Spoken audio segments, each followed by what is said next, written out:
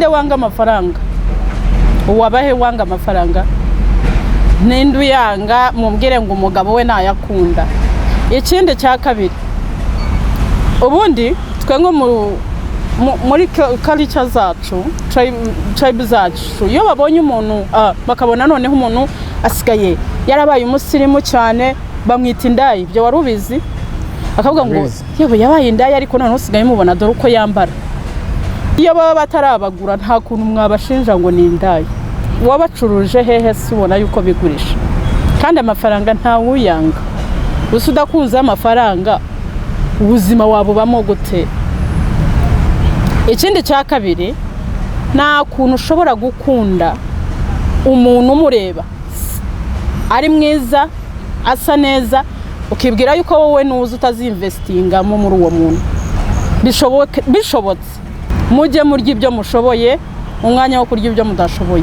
Mujye mutwara abo mushoboye, mujye mukundana nabo mushoboye. Ubundi nuko ibintu byakagombwe. Ariko iyo wishyize ku kintu udashoboye uhendera wumva kikuremereye ukagifasha hasi, ahubwo iyo wajya kugifasha hasi ukanaceceka. Ariko iyo ugifasha hasi kandi ugatangira kuvuga ni haho bakuriza kubita indayi, menya numuyaye barakunda amafaranga. Wayanze ninde? Natwe tukaba bakabiri.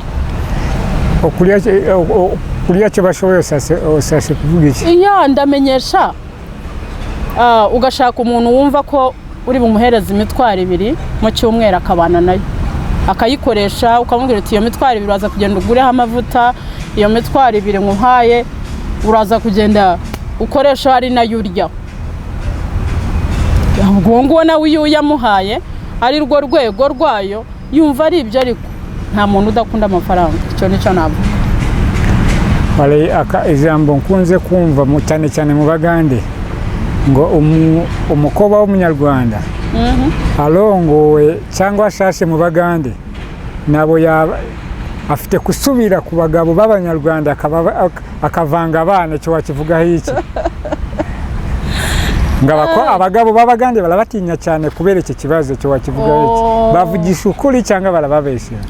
Noneho rero abanyarwanda ibyo nanjye nkuze kubyumva ngo umunyarwanda yashatswe n'umugande ahendera abyaranye n'umunyarwanda cyangwa akajya muzana havuga ngo uyu ni mwanyinazi braza agahendera aryambanye nawe. Ubundi ibyo ni navuga ko ari imitekerereze cyangwa se umutima w'umuntu kudacamo. Wemeye kurya imbwa yawe yirye wemere ureke kandi kongera kujya gushakisha kubyara ahandi. Nge nicyo navuga. Naho barabikora pe, barabikora ariko biterwa n'iki? Ashatswe n'umuhutu, umugande, reka ne gukoresha ijambo umuhutu. Ashatswe n'umugande arumva umutima utamuturijeho akavuga ngo reka nongere kandi njye gushaka mwene wacu ikiva mukabyara aho ngaho akana k'umunyarwanda ukamubyarira mu Bagande. Ndasaba ngo niba wemeye kurya ikintu cyawe nawe kirye. Wimuvangira waremeye wabyemeye ubireba. Je hari ibintu najya nyinisha kandi ngewe umutima wanjye ndi umuntu ucamo mu buzima.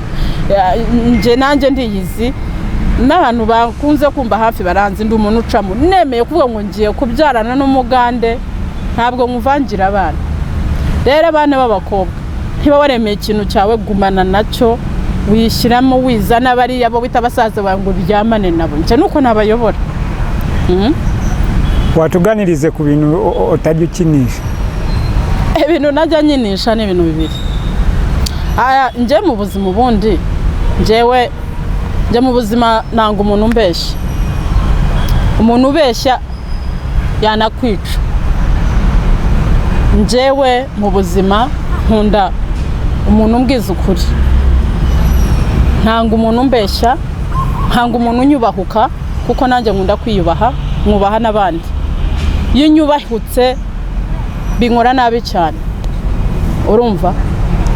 Ibindi bintu najya nyinisha ndi umuntu utajya ukunze ibintu byo gukinisha ngo nagiye mu relationship nakundanye n'uyu sinjya mbikora.